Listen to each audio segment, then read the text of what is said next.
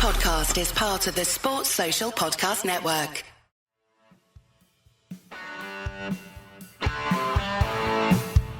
You're listening to Achtung Millwall, broadcasting from the beautiful South Birmingham. Accept no substitute. Hello, dear listeners. Welcome to Tuesday with Merv. We've just been indulging in a very English spot of mutual apologising to each other for not making the call yesterday on various occasions. But joining me now to chew over the cud of what's been a pretty good weekend for the Lions is the man himself. It's Merv Payne. Welcome, Merv. Hello, Nick. 4 wins on the spin, mate. Third place. Great 1-0 win over a very strong, I thought, strong Leicester City side on the Saturday. 4 goals in 4 games for Femi Azeez. Lions are on fire at the moment, mate. They are, yeah. Quite something. I was thinking, when the final whistle went on Saturday, I was thinking, wow, when's the last time we won 4 in a row? And then the reporter at the game, 5 Live, later on told me, and it was literally this time last year, which I was quite surprised at. I completely forgot that little run of 1-0s we had, sort of like end of October, start of November. Didn't we? Yeah. It was strange. We beat Plymouth, we won at Swansea, then we beat Burnley at home and Leeds at home, all 1-0. And obviously felt like we were flying then, and we almost did the same at Stoke. And and then as per, the wheels sort of come off quite spectacularly for Millwall and Neil Harris. But yeah, I mean, look, compared to where we were at the other end of the month, you know, if you wanted to do a little bit of a review of the month, it started in the worst possible way. It did, didn't it? Losing 4-0 home to Coventry, and you think, oh God, what's going on? Yeah. And now it's fairly obvious Coventry are a bit special, aren't they? You know, they've done that to more than quite a few teams now, haven't they? And I think it's clear. I mean, we always say that the league table at the end of the season doesn't lie. No. And I heard I think it was Paul Robinson on 5 Live the other day saying you should never look at the league table until the clocks have gone back.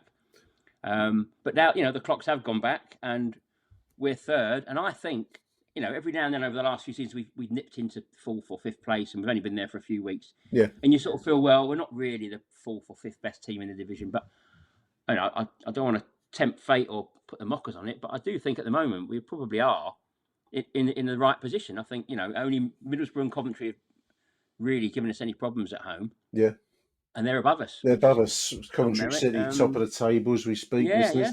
Undefeated, and as you say, Merv, I mean, I thought they did look the best team I think that we've seen so far. Yeah. We're gaining strength. I mean, obviously the injury crises that have kind of haunted us will be the only fly in the ointment that we can probably say for the start of the season, and even now with the loss of likes of Smallbone in the week. But anyway, let's not dwell on that. Middlesbrough second, and we're sitting in third. Last time I think we were up in these kinds of realms in the division was, and as you rightly say, we didn't stick around there. Was under Gary Rowett in 2023. I think we made it. We sort of flirt with it, wouldn't we? And then we'd drop out again. It was frustrating, but we really feel like we deserve to be there now. You know, we've played our last few games have been against teams who were in and around us. You know, Stoke, I think, were above us when we played them. Yeah, I think QPR were very close to us, and they were serious threats for that top sort of 6th place, and we've beaten them. We seem to have, hopefully, touch wood, we seem to have dealt with our issues at home. I think a lot of it does simply come down to player availability, and Femi Azeez has come back from injury like a completely new player. He's on fire at the moment. You can only wonder what it might have been had he not had that injury lapse. I saw someone reply to one of your ex-posts the other day saying, you know, I know it's neither here nor there, but if we'd beaten Coventry, we'd be top. Yeah. But it's a fair point. You know, had we beaten Coventry at home and Middlesbrough at home, just two matches, we'd be clear at the top, which is, again, I think that underlines. I think we're third on merit at the moment, and it's only another round of injuries can probably slow us down. Yeah, injuries have cursed us, and you know, we've got to keep our fingers crossed. I think Alex Neil said in one of his post-match, might have been Saturday, how we're still quite early in the season, so we have to keep that in mind, listeners. But I mean, you mentioned Femi Azeez. In fact, we had a chance to do an interview with the other boys from the other podcasts earlier on today with Femi. He comes across very well. I'm going to run that interview after Merv and I have finished speaking today, listeners. Yeah. But 4 successive games, 4 scores, 4 goals in 4 games for Femi. I did a little bit of research. I'll stand to be corrected on this, Merv. Any listeners out there statistically minded can top this, but 4 successive goals. Let me go on through the candidates for this kind of scoring record. Richard Sadlier did it in 2001. So he scored 4 in 4 goals, December. 5 goals in succession for Tom Bradshaw in December 2021, and 1 Neil Harris in March, April 2000. And 6 successive scores for Lee Gregory. I'd forgotten that, but the name I was looking for was Mr. Edward Sheringham, 1990 to January 1991. Teddy scored on 6 successive occasions. I didn't realise that Lee Gregory had done it. So, well done, Femi.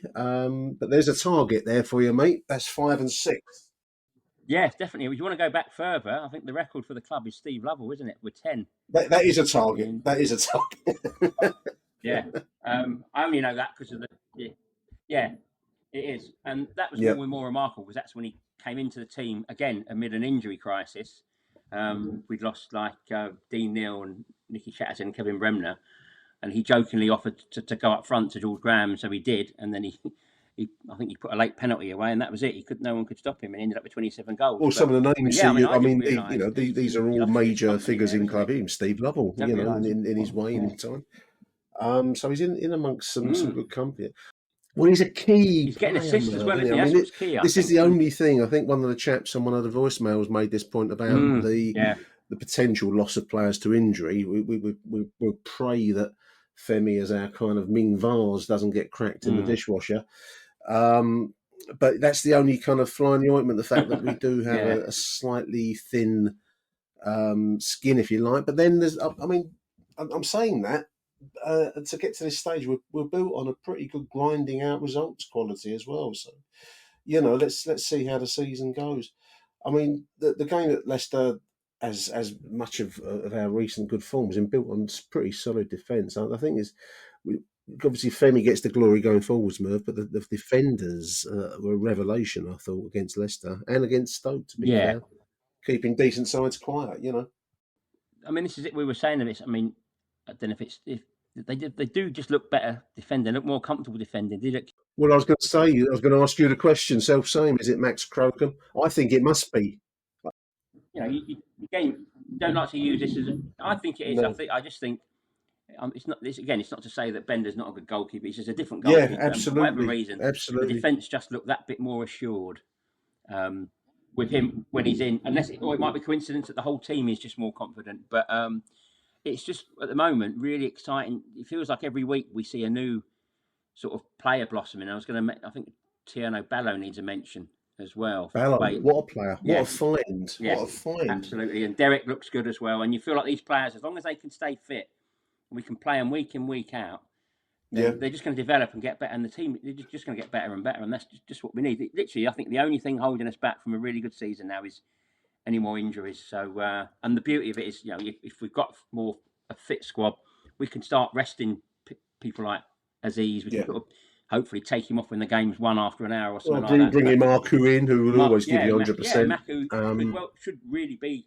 I mean, what Azeez is doing now is what Maku should be aiming for. That's the sort of player he can be as well.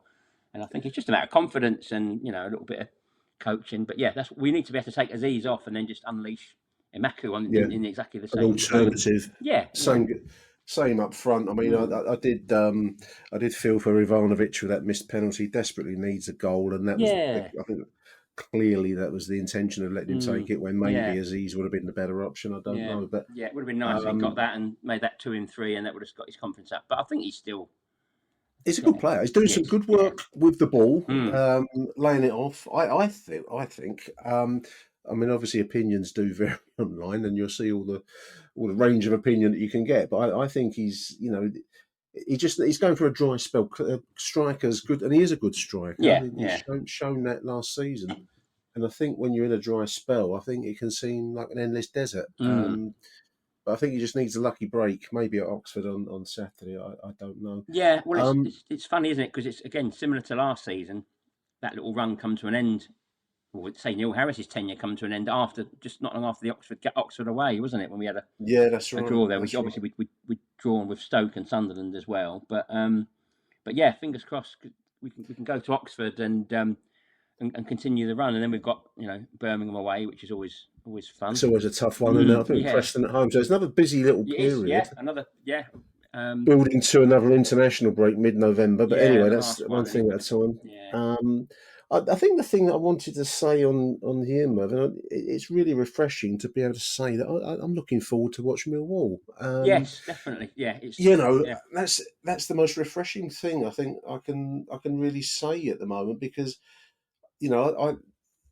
opinions vary on players and tactics and all the rest of it, but I just think that we're playing a really exciting brand of football. It's being played at pace. Yep, that's what we need. Pace and width. There's physicality where needed. Yeah, that late tackle from Leonard has been shown a lot, hasn't it? That's the sort of thing you want to see. That's exactly what gets the fans going. And yeah, there was a moment on Saturday, the second half, Leonard was down below us where I sit in block 1.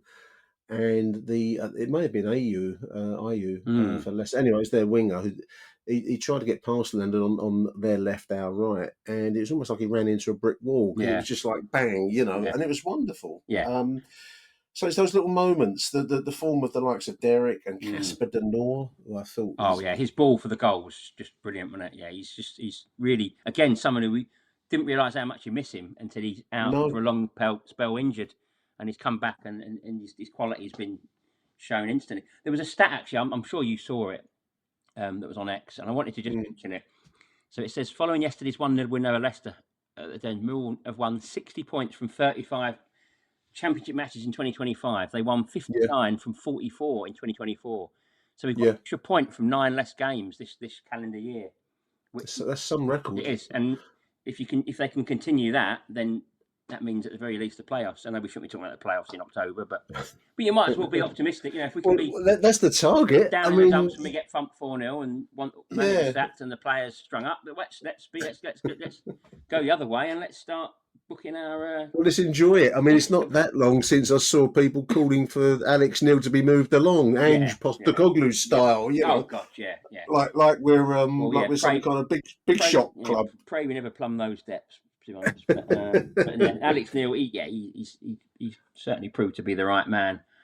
Absolutely, fair few clubs would like him. Put it that way at the moment. There's a great little shot of him in the club media team as he was coming off. He doesn't often break character. Someone described it correctly as he doesn't break character. The professional manager, but he was clearly elated with that performance. Yeah, that was brilliant, wasn't it? Yeah. My wife said, "What's that?" I said, "It's Millwall's manager." She went, "Oh, right." I said, "Yeah." She said, "He's obviously very happy that they've won." She said, "Wow." She said he's looked like one of the fans. Well, that's it. I mean, that's right. That's all you want, Well, I remember we had a chance when we did. I keep going on about the media day listeners that I went to. This is like my name dropping that I do here, Merv. But we had a little chance, wasn't recorded, to have a conversation with Alex Neil, and he said he's off the record. So but he said he's a football fan. Yeah. He likes football. He enjoys it. He watches it. He will watch as much football as there is, maybe as his wife will let him watch. But he, and it just really struck me that he is a much warmer, possibly, demonstrative personality when he's out of character. That's a great phrase. Yeah, his passion comes through, doesn't it? I think a lot of the Scots in football are like that, aren't they? The Scots managers, and obviously there's the connection we've talked about before with the Scots and Millwall, and I think they feel that. I think he's clearly well and truly invested in the club. Yeah, and obviously feels right at home here and can relate to everything. There's a lot of the Scottish players arriving at Millwall have said in the past. People like Alex Ray and that have said. Move to the big smoke, and suddenly they think, well, we could be in downtown Glasgow at this, really, and suddenly they feel right at home, and that's nice, He couldn't be further from home, and yet they feel right at home, and he's clearly, fully invested in the club and helping us out and getting us 100%. I thought the quality in phases, the quality of some of the football we're trying to play, the passing and movement, has really stood out. I was trying to think of the last time that we stood out as a passing side. I don't know if we can really be described as that, but certainly where the long ball when appropriate and the passing when appropriate, which for me is the winning combination. But we really played some ambitious stuff on Saturday. Yeah, it goes back to what Alex Neil said when he first arrived, when he was asked what his style was, and he said he didn't believe in a set style. He liked possession football, he liked passing football, but he also felt there was a room for a more direct sort of style, and that's what we want to hear, because you can't just play one style unless you've got the best players in the world. You can't just try and play one style. Well, knocking it around in it for its own sake, which you see so God, much of. I mean, it struck me Saturday how Leicester religiously play the ball out from the back. I mean, it would give me the jips if I watched that week in, week out, whilst teams like Millwall and others will press you and false errors. But it was interesting that for all the praise I'm heaping of the passing movements, it was again the long ball forwards down the middle, actually. Perfectly weighted pass. And what work by Femi Azeez to hold off a defender. Yeah, he had no right to win that ball. And really fire it in, Merv. Yeah, composed himself and finished it. He's just you can sense his confidence at the moment. He's just absolutely on top of his game, and so you just want that to keep continuing, because it's infectious, isn't it? The rest of the team feed off that. Absolutely. When they see that sort of confidence, and he's just thinking, nothing's going to stop me. And you think, we'll just give it to Femi and he'll score, or if he's got the ball out wide, he'll put a killer cross in for someone else. And then the other guy on the other side, we've got Ballo doing the same thing, putting in some really great balls. Ballo's a find. We've mentioned Derek already. I know. I posted, and I don't think it's too much of an exaggeration. I know we're all a little bit giddy at the moment with excitement, but blimey, we don't get much, so let's enjoy it whilst we can, But I thought I posted it. Tristan Kramer, Sturge, Derek. I think Casper De Noor. And I think Ballo and certainly Femi Azeez, I believe them to be Premier League level players. I know that certainly, they have to prove that. And I get how football works, but to me, they look like they're the part. And absolutely. I can't think of the last time we had that amount of quality. Plus, kind of journeyman players. I mean, I suppose Billy Mitchell might even be thinking in those terms. Why not? He's showing himself increasingly to have the vision that maybe we were looking for. Well, again, I can't think last time we had that amount of quality. I think, without getting carried away, I was thinking exactly the same thing. But the last time I sort of felt this much potential in the team was probably the sort of the golden era of the sort of the Harris, Cahill, Reed, Eiffel sort of era. Yeah, the golden generation. So many of them were homegrown, but I mean, obviously you look back at it as the perfect team, but they weren't without their faults. They were learning the game as they went, but there were times when they looked absolutely unbeatable, and they did it. They made a few gaffes, but they say they were learning the game as they go along, and you can see Azeez and Ballo and Derek doing that. But I think that's the last time we had this much quality right through the team on the bench as well. You look at the bench on Saturday and you think, wow, if things aren't going well, there's lots we can change there. Whereas absolutely in the past, you feel like there's nothing we can bring on to sort of change the game enough, But now there's so much. Even with a few more injuries, there's still so much we can we can do. We've got so much quality right through the squad. Well, the Millwall bench on Saturday, I'm just looking at it. Caleb Taylor, I think we paid £3 million. £3 million defender, yeah. We've got Camille Negley, I think is 4 million, was it? I can't remember how much it was. Since when did Millwall have £3 million, £4 million players on the substitute bench, Merv? And these are going to be players that, if they do get the chance to come on, they're going to be really hungry to keep the place. And absolutely, we're only going to benefit from that, So, and that's leaving aside Alfie Doughty when fit and all the rest of it. Let's get him in condition. He's sitting on the bench, so it's quite something. It is, and it's almost crept up on us a little bit, like the good times have suddenly crept round a corner unnoticed almost. Long may it continue. Probably come back to us on 5 o'clock in Oxford near the Blackbird Leeds estate. Well, the thing is, give me another interview then, Merv. Going to Oxford after winning 4 on the bounce and getting to third in the table is like one of those Millwall situations, isn't it? Where you're just waiting to say that's the most Millwall thing to ever happen to Millwall. But we'll see. We'll see. I mean, the whole scene there. You got an open car park end, isn't there? Literally, go retrieve the ball from the cinema over the back because there's no stand there, and you're out in the middle of nowhere. We'll see on that front. But good times. Another sellout on Saturday, and as we just said, off to Oxford this coming weekend. I'm looking forward to going. So, Merv, also a big thank you for joining the show today. Always good to talk to you, mate. Yeah. And do stay tuned, listeners. We're going to run the interview after the messages with Femi Azeez, man of the moment. 4 games in 4 matches. Femi Azeez, he comes over really well and it's everyone from all the 4 podcasts. So stay tuned, have a listen. Thank you, Merv. Cheers, Nick. Achtung, Millwall. Yeah, Femi, how are you, mate? Yeah, very good. How are you? Good, mate. Good. Thanks for joining us. I always start these interviews with the same question. How did the move to Mill come about? Signed under Neil Harris. Seems like a lifetime ago now. But was there other interest from other clubs? And what made you think, I want to play my football? There was a couple of other clubs interested. I'm not gonna mention who here, but I think one chat with Neil Harris, and I was like, I'm sold. Said I just want to work under him. I had a really good buzz about the place, and I was like, I think I'll really grow here, and I think I'd love it. And I haven't been proven wrong. I know I love it here. It's a great club, great family-based place, and it is home to me. It's like a family to me now, and I'm loving it right now.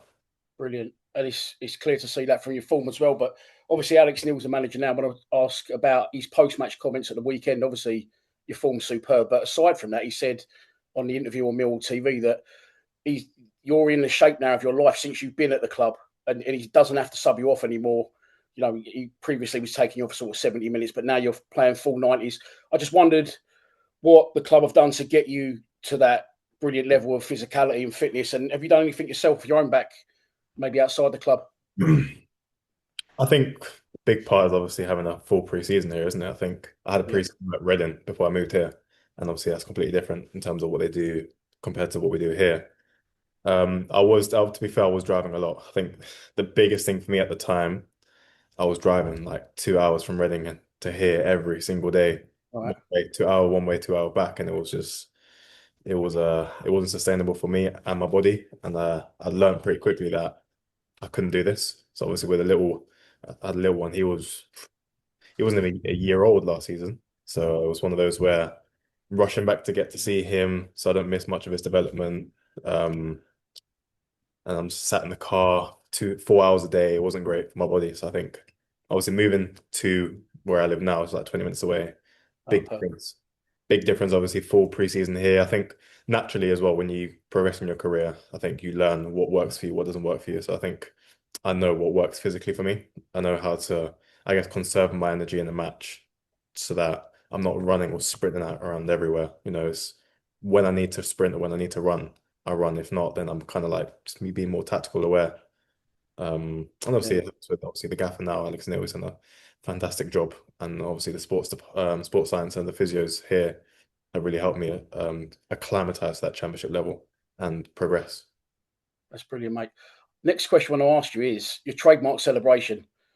How did it come up? I'm hoping there's a story behind it, but especially for the Leeds fans, because after that FA Cup win, that went a little bit nuts in it on social media. Yeah, is there a story behind that with DJ Femi? Yes, it's an inside joke I had with one of my old sports science at Reading. I was injured at the time, and he looked like Charlie Sloth. I used to call him Charlie Sloth, the DJ. And then when I came back from injury, he was like, "When you score, you're going to do that DJ celebration," and they're just stuck ever since, really. Yeah, it really rattled a few Leeds fans on social media. But moving on from that, you mentioned your family earlier.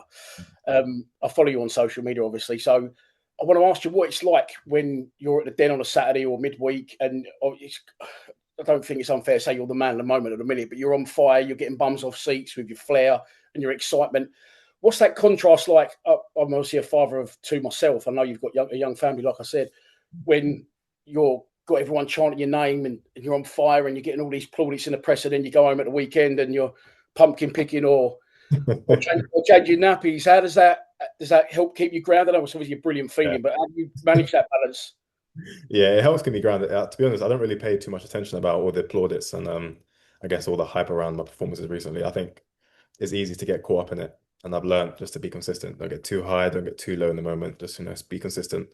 And obviously having a 17-month-old baby and obviously a missus who's pregnant at the moment, they're very good at keeping me grounded and back down to earth. If I'm high, no, you're changing the nappy now. He's on a number 2. You're changing that nappy now.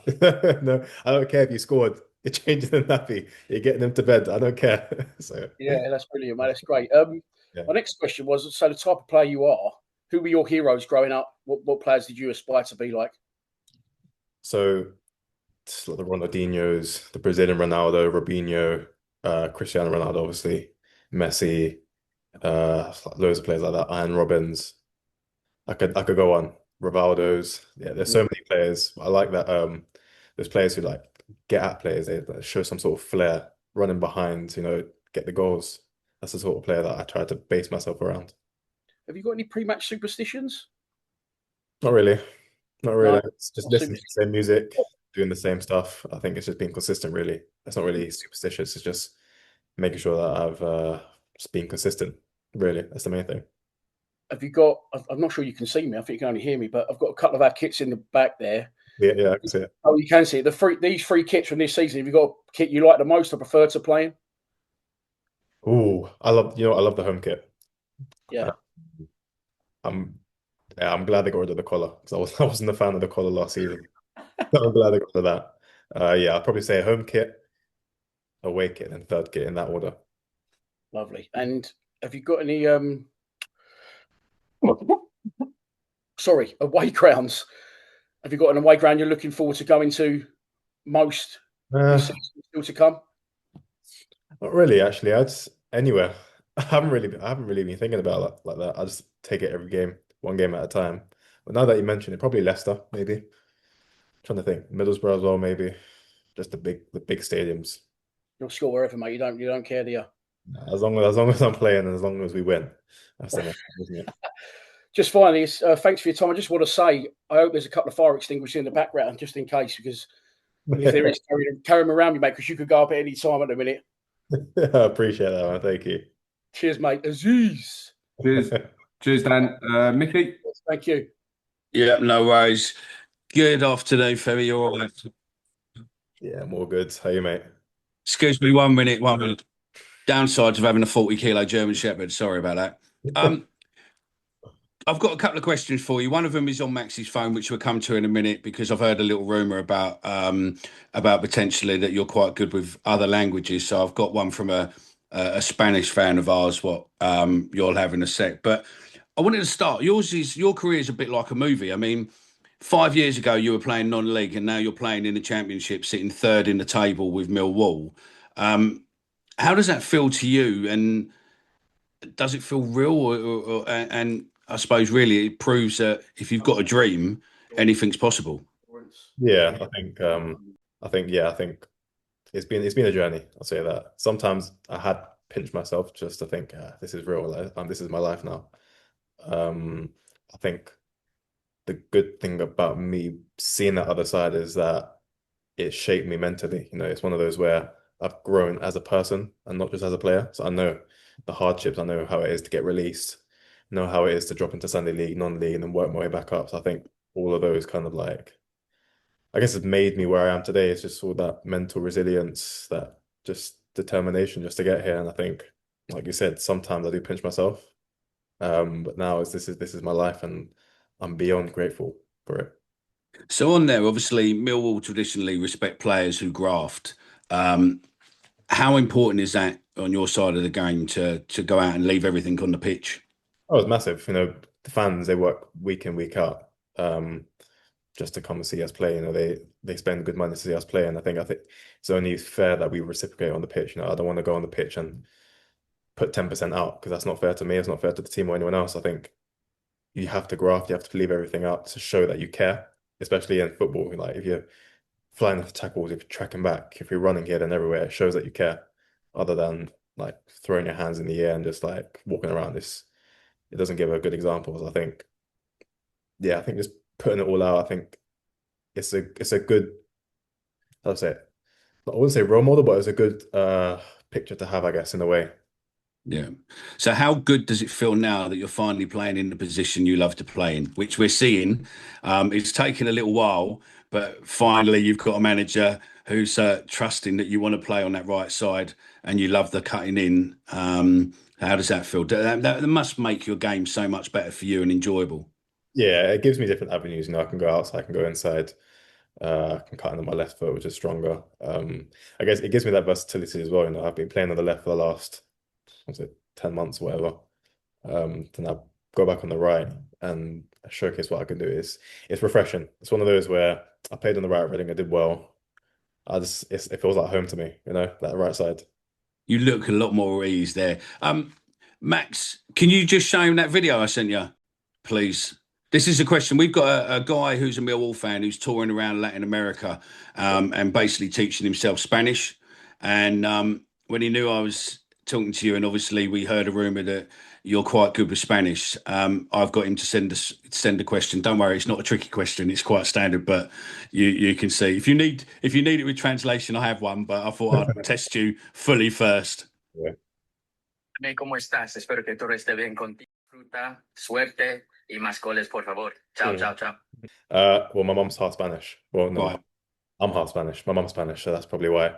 Well, that's why I speak Spanish. And I didn't grow up speaking Spanish, so I kind of took it to myself to learn, and obviously try and speak to as many people as I can in Spanish. Second question was that the atmosphere in here, innit? Good, we're winning games. We're enjoying it. We're not trying to get too carried away with ourselves. So it's one of those where we're just trying to be consistent and keep on getting the 3 points, isn't it? No, that's it. I suppose my final question is something what's been in the media the last week or so is if you're a football player, if you're a football fan, you'll have a different. So realistically, Messi or Ronaldo, who's the better player? Oh, I'm a Messi fan. I'll say that. But they're both two GOATs. I'm going to say that. I'm going to sit on the fence here. I prefer Messi, but they're both unreal. That goes with what's said. It's just, it's allegedly, if you're a football player, you know how good Messi is because he can do everything, as in most fans will go for Ronaldo because of obviously, most youngsters and whatnot will go with Ronaldo. But I think Messi is the better all player. So, yeah, no worries. Thank you very much for answering the questions, especially the Spanish one. I didn't mean to throw that on you. And I think is it Nick now? Hello, Femi. Nice to talk to you. Last time I met you, I did a fantastic interview with you, and I forgot to press record. It was one of the great lost interviews of all time. I never told him about that either. No, I thought I'd let him know. Apologies for that, Femi. Anyway, good to talk to you again. Now, mate, I go, as you can see, I go back a long way at Millwall, and I was trying to think the other day when I last saw a Millwall side playing such great football. It's an absolute joy to watch. You're on fire at the moment. 4 goals in 4 games, incredible. I mean, how does it work? Does the manager give you license to be creative? I mean, obviously there's work to be done in the football framework, but some of the flicks and the the moves that you're all pulling off. Turno Ballo, I saw a reel of him the other day. It's incredible. Are you given a license, so to speak, when you go out onto the pitch? How does it work in football? I guess so. I think as an attacking player, your job is to create, isn't it, and to score goals. Yeah. Whatever you see fit in the moment, I think is one of those. Okay. Yeah, I think the manager doesn't come up to us and say, "Oh, you need to produce some magic." So it's one of them where, that would be good, wouldn't it? It just comes naturally. It's like yeah, it just comes naturally. It's one of those where if you're enjoying your football more, you're going to see more flicks. If you need to tuck in and whatnot, and I guess be a block of defense. Yeah, not really going to see as many flicks, but I think, it's dictated by the game, isn't it? For example, Leicester the other day, we're enjoying our football. Stoke, in fact, the last 4 games we're enjoying our football. You're going to see more personality come out and more flicks and tricks, I guess. I mean, I suppose it helps being surrounded by really good players. I wanted to mention the squad. Obviously, you're the man at the moment. I don't want to keep pushing that, but you're part of a team, and there's some great players. I've mentioned Ballo already. I've been really impressed with. Derek has come into the team from lower level French football. It's quite incredible. There seems to be a real team spirit amongst the squad at the moment. Everyone seems to be really enjoying themselves. Is that fair? Yeah, definitely. I think we've all got good chemistry. I think Millwall have been good over the years of having a squad that likes each other. It's ironic to say it, like each other, but it's true. You go to dressing rooms and people don't really like each other. They've got egos that take over the dressing room. Here, I think it's just everyone's all down to earth. Everyone likes each other. Everyone enjoys each other's company, which is obviously refreshing, and it shows on the pitch, doesn't it? It translates. Must make your job easier as well when you've got quality behind you. The defensive performances at the moment are jaw-dropping. I thought that the second half on Saturday was something to behold. It makes your job easier going forwards, I guess. Yeah, definitely, and big credit to the back four and obviously Max and goal. I think they've done an incredible job. And as an attacking player, like you said, like I can do whatever I want going forward. If I lose the ball, obviously it's not great, but if I lose the ball, I know that I've got those people behind me to sweep up the mess and we can go forward again. So I think there's always confidence, knowing that I can go forward, I can create, I can do what I want. Yeah. Shackles on. And if I lose the ball, so be it, we win the ball back. Yeah, that's a real standout point I've noticed recently.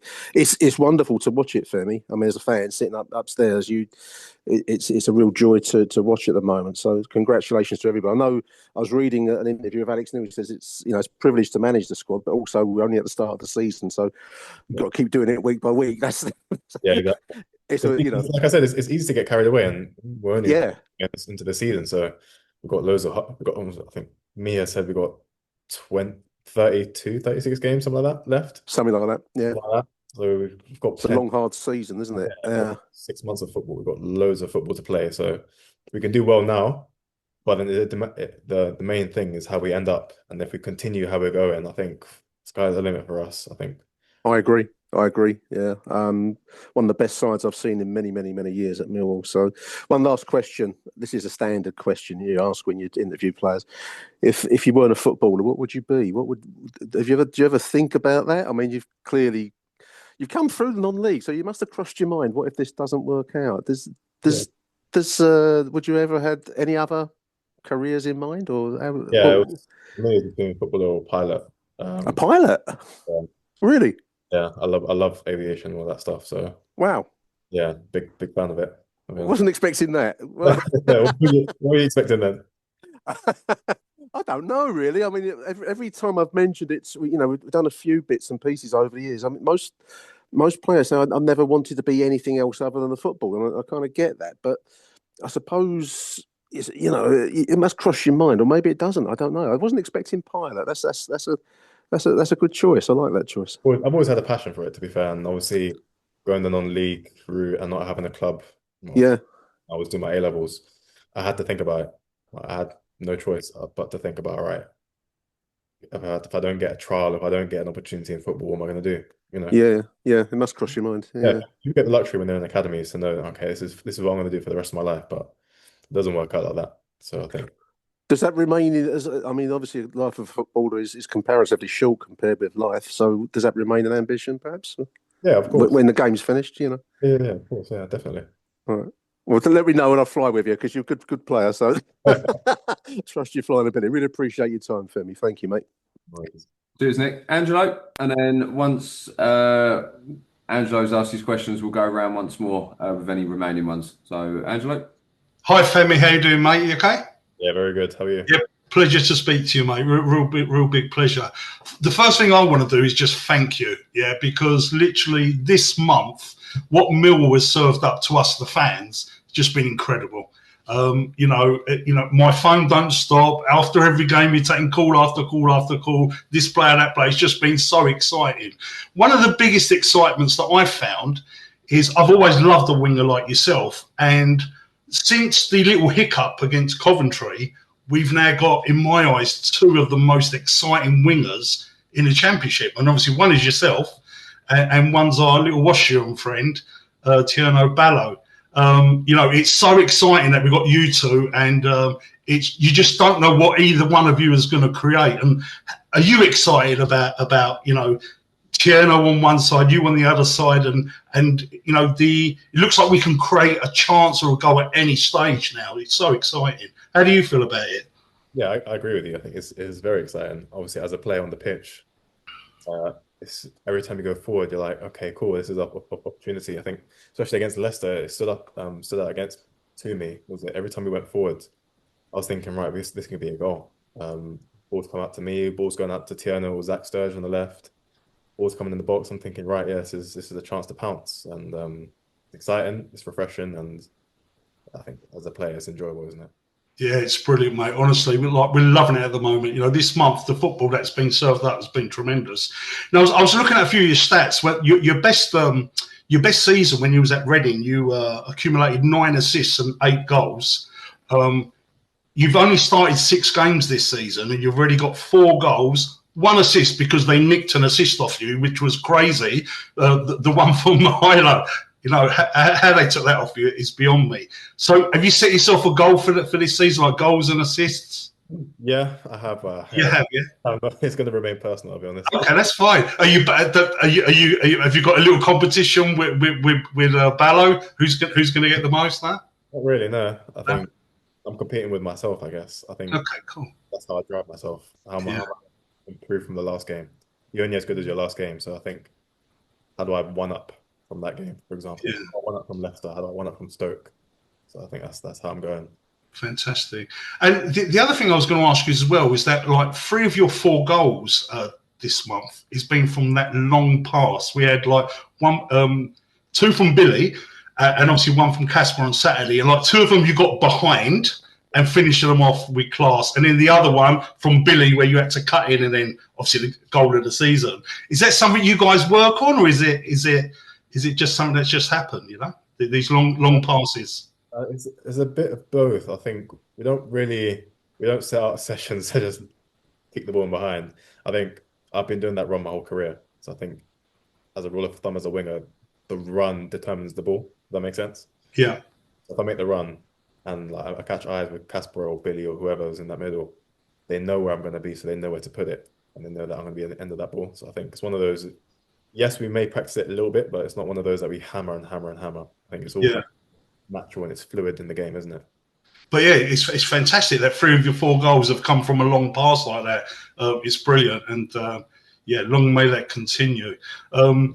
The last question that I've got is again, I think Nick touched on it, is like the love in the squad.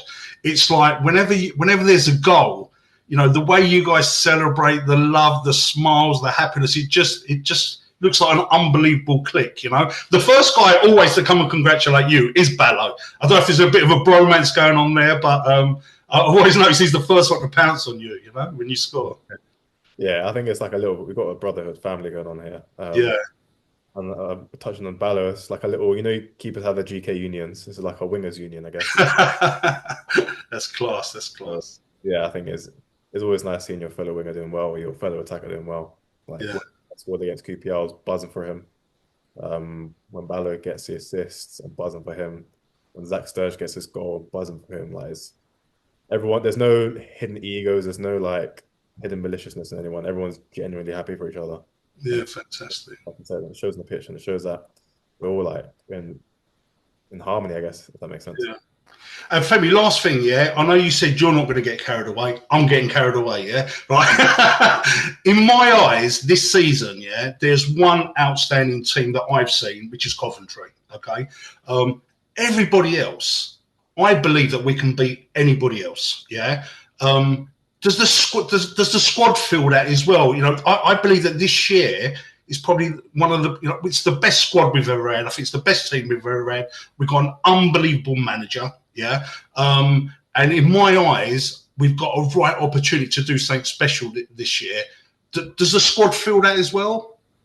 I think like it's easy to say, but I think we're not trying to get too carried away. I think we're all experienced players here, and even if the young ones, they're all experienced enough to know that football changes, swings and roundabouts here, isn't it? So one, like this, for example, this month we could be on the high, next month could be on the low. Like, you just have to be consistent. And we got confidence. You know, we got confidence. We got a great team. We got great technical players in the team. We got runners, we got warriors in the team. But I think the main thing, Mill, is we just work. You know, we keep on working no matter what. We never give up. And I think if we do something special this season, it will be because of our work. It won't be because of luck or anything like that. It will be we've grinded it out every game, like we've shown that we can do and that we have done.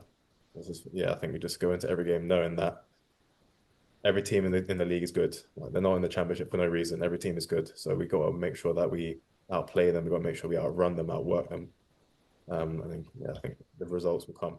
Yeah, and from us fans, we can see that, mate. You guys are grafting so hard. You know, like at the final whistle, we saw you collapse on the floor. You know, we can see that you guys are giving every last drop, and we really, really appreciate that.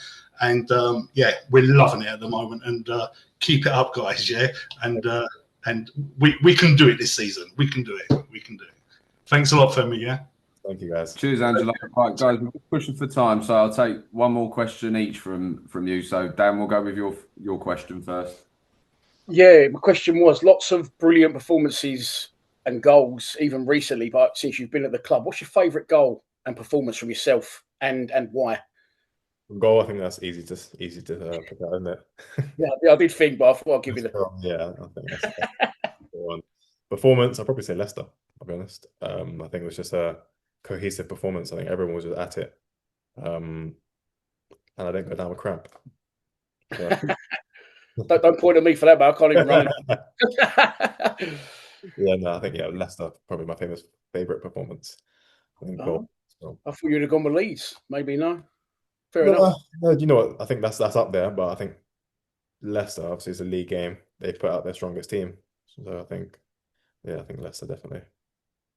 Should you have got man of the match the weekend? I know Kramer got it, but I think I got it as well, didn't I? Oh, did you on the club poll? I'm sure I thought Kramer got it. Still man of the match in my eyes. I bought the bottle of champagne that's going to sit on my. That's all that counts, then, mate. Thank you. Cheers, Dan. Micky.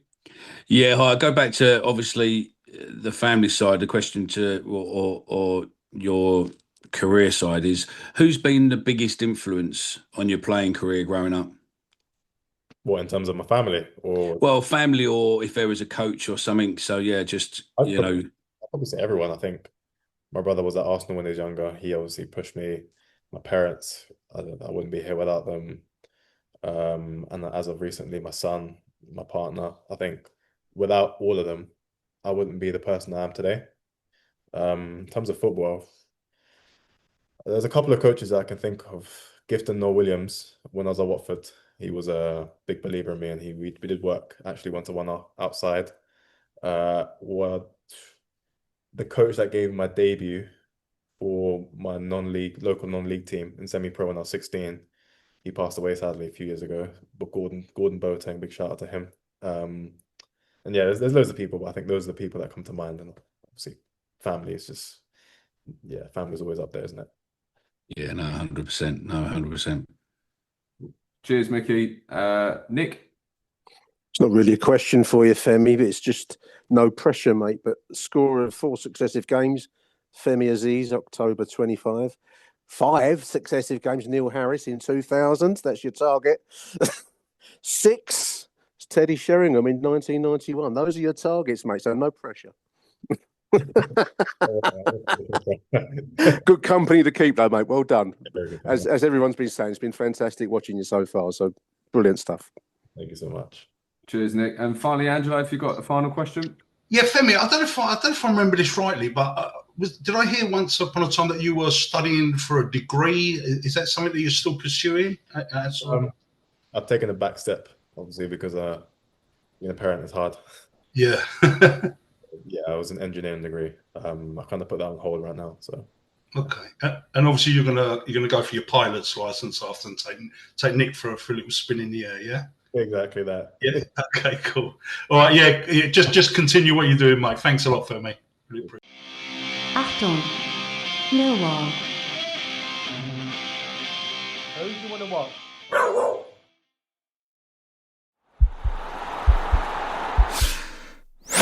This podcast is part of the Sports Social Podcast Network.